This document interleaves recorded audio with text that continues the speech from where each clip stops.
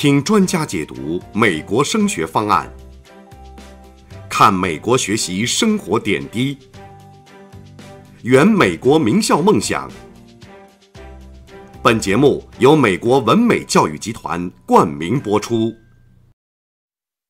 大家好，欢迎来到文美集团美国升学直通车。文美集团美国升学直通车是华人网和文美教育集团联合制作播出的北美首档大型的网络直播教育节目。在我们的节目当中，你将会了解到最新最权威的教育资讯，还有升学的建议。在我们的节目过程当中，无论你是学生还是家长，有任何的美国升学教育问题，都可以给我们留言，我也会请我们的嘉宾尽量来回答您的问题。文美集团是美国著名的大学申请及规划辅导机构。20年规划经验，在美国洛杉矶、纽约、芝加哥等12个城市设有服务中心，为广大华人子女提供教育服务。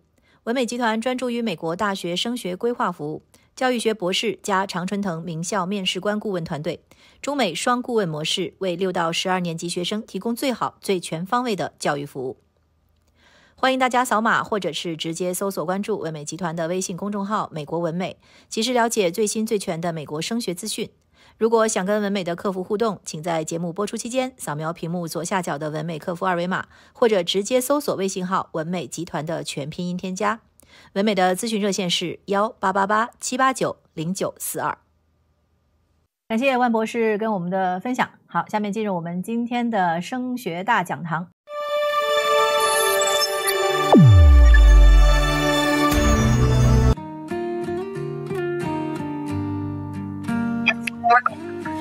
Hi everyone, this is Pierre Rodriguez for WinMay.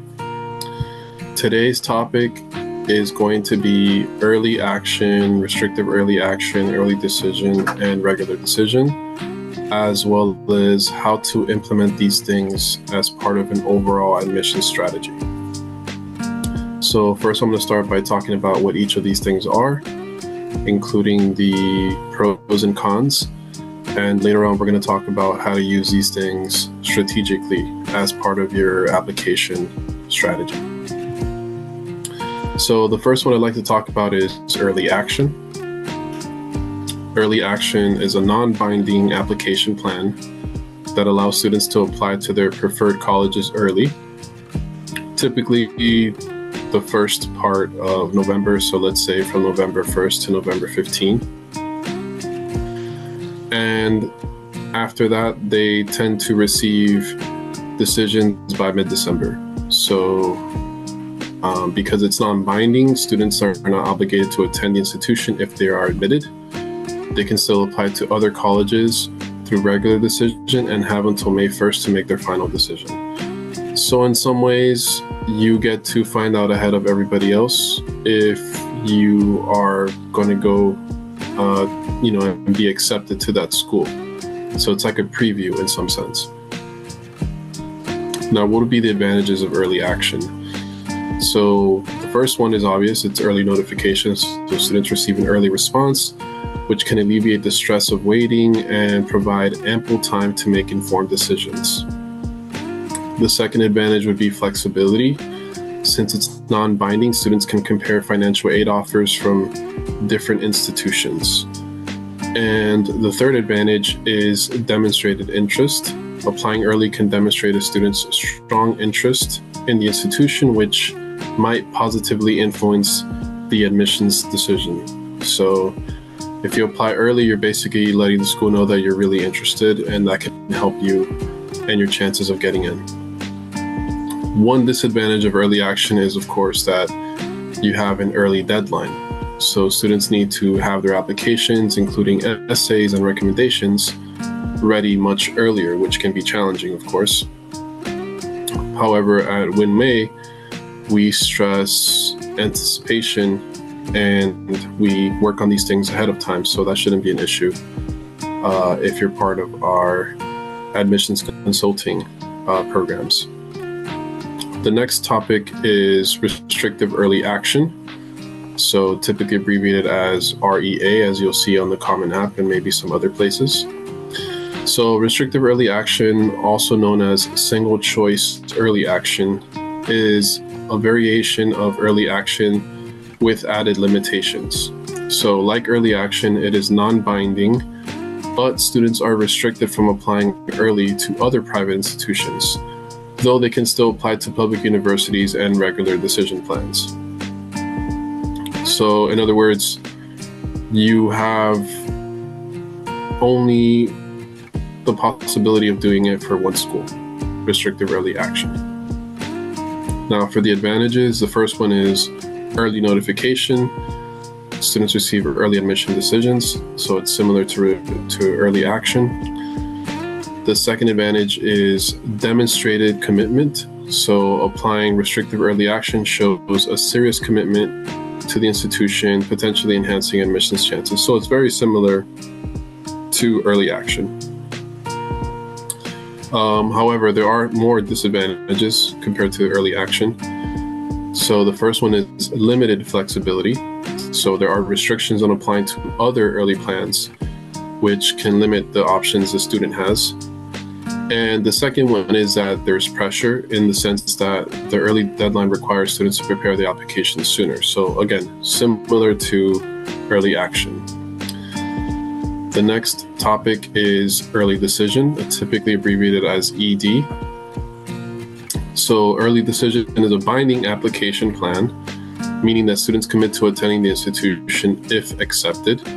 The deadlines are similar to those of early action, with applications due in early November and decisions released in mid-December. As for the advantages of early decision, we have the first one is increased admissions chances. So colleges often have higher acceptance rates for early decision applicants as these students demonstrate strong commitment. So basically you're saying when you apply this early decision that you really want to go there, because you can only do early decision for one school. So by using it for a particular school, you're basically letting them know that you have a strong commitment to that school. The second advantage would be early resolution. So students receive an early decision, which can reduce the overall stress of the application process. In terms of disadvantages of early decision, we have the first one being binding commitment, which we talked about. Students must attend the institution if accepted, which limits their ability to compare financial aid packages from other schools. So if you apply to, let's say, a school like Columbia University, and you get in and you apply early decision, you basically have to withdraw all your other applications, and you're basically committed to go there. Early deadlines would be the other disadvantage. So like early action and restrictive early action, the early application deadline requires students to be well prepared ahead of time. And then the last one is regular decision, typically abbreviated as RD. Regular decision is a traditional application plan with deadlines typically in January and admissions decisions released in March or April. It is non-binding, allowing students to apply to multiple institutions and weigh their options before making a final decision by May 1st. The advantages of regular decision include time, so students have more time to complete their applications, which can lead to more thoughtful and polished submissions. The second one is flexibility, so students can apply to a wide range of institutions and compare financial aid offers before making a decision. And the disadvantages would be a longer wait, so students must wait longer on admission decisions, which can prolong the uncertainty and stress of the process. And the second disadvantage would be higher competition. So the applicant pool for regular decision is typically larger, which can make admission more competitive. So this covers the different categories of admission plans. Now we're going to talk about the strategic decision-making involving using these things. So the strategic use of early action would be based on targeting reach schools. So you want to encourage students to use early action for their top choice schools that they are particularly passionate about, but may not be certain of admission. This shows interest and commitment without the binding application of early decision. The second strategic use of early action would be relieve application pressure. So you want to advise students to apply early action to a few schools to potentially secure early acceptances. reducing the overall stress and workload during the peak application season. And then the third strategic element would be to maximize financial aid opportunities. So with early decisions in hand, students have more time to compare financial aid offers and scholarships.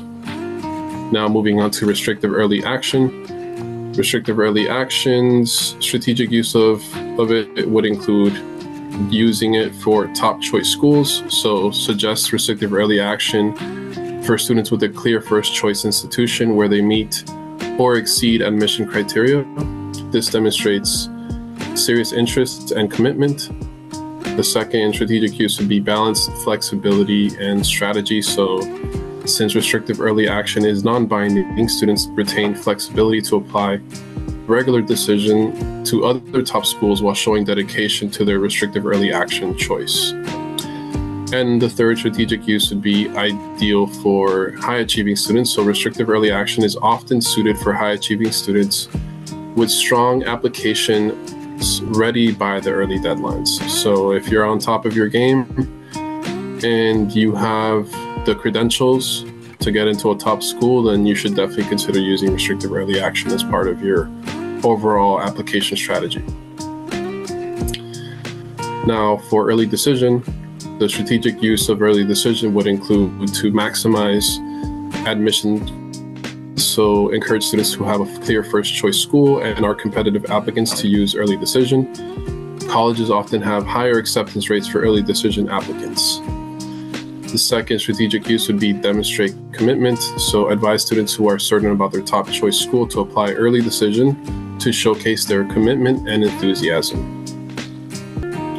And the third strategic element would be early resolution. So this is for students seeking an early resolution to their college process. Early decision can provide a definitive outcome by mid-December. So that's the main benefit, that you get to find out early. And even if you don't get in through early decision, you will get deferred to the regular decision pool unless you get outright rejected. So in other words, you still get like a second chance for the most part if your application is somewhat credible.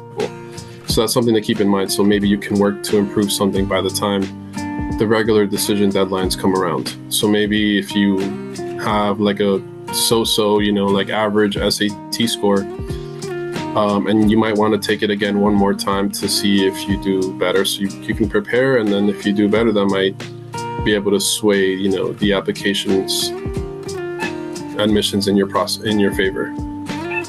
So the last part is regular decision. So the strategic use of regular decision would be a comprehensive application. So you want to guide students to use regular decision for schools that require more time to complete thorough and polished applications.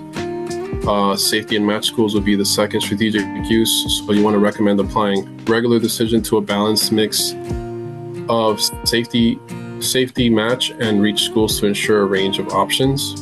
And lastly, the strategic use would include financial aid comparisons. So again, applying regular decision allows students to compare financial aid packages from different institutions before making a final decision.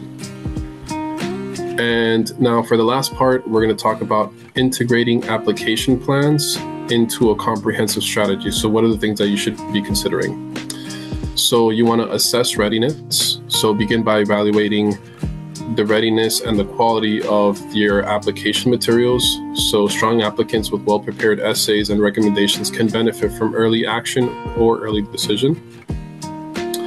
The second component would be to prioritize schools. So students should be identifying their top choice schools and categorize them into reach, match, and safety categories. Using early decision for top choice reach schools where the student is competitive, early action for other top choices, and regular decision for a broader range of institutions. The third factor would be balance, risk and reward. So you want to encourage a balanced approach, applying early action or restrictive early action to show commitment while retaining flexibility, and using early decision judiciously for students with clear first choice schools. Note about early action and early decision and things like that. For the most part, what I've seen is that a school will typically have one or the other. they don't typically have early action and early decision. So in some sense, they're almost mutually exclusive based on a lot of the top schools that I've seen on Common App when they've listed the requirements and deadlines. I have yet to see a school that has early decision and early action. So for the most part, you can consider them to be independent things. And then the final element here is financial considerations. So you want to discuss the financial implications of each plan. For students needing to compare financial aid offers, early action and regular decision provide the necessary flexibility, while early decision should be considered only if the financial aid offer is predictable and acceptable. So the idea is that if you apply early decision, it's a little bit more like a shot in the dark because the emphasis is on it being accepted. So once you're accepted, then later on you worry about the financial aid component of everything. Whereas with early action and regular decision, you have more time to compare financial aid offers because you're presented with them before you make your decision. So these are the different things that are part of the application plans. And I hope that you consider using them as part of your application strategy. Thank you.